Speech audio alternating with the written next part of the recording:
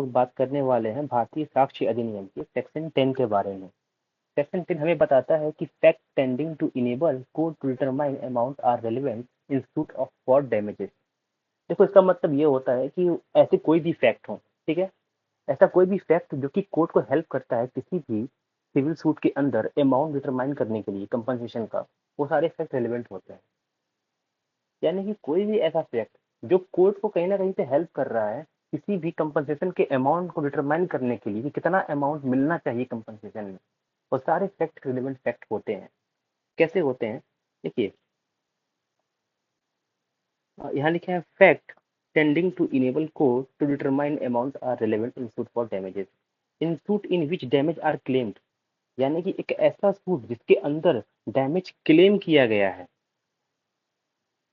एक ऐसा सूट जिसके अंदर डैमेज क्लेम किया गया है, any fact which enable the court to determine the amount of damages.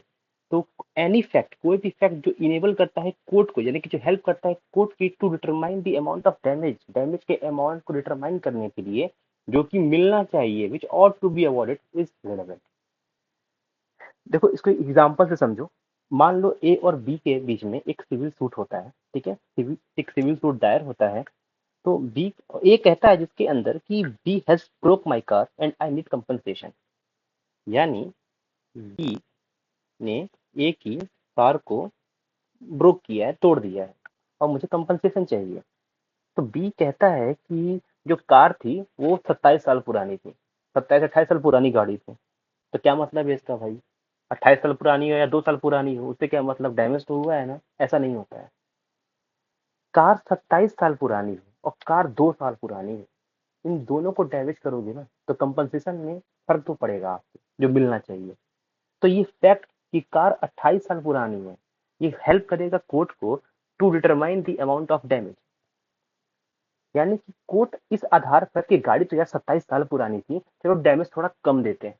वही गाड़ी अगर 4 साल पुरानी होती, 2 महीने पुरानी होती, तो वही डैमेज तो आपको ज्यादा मिलता।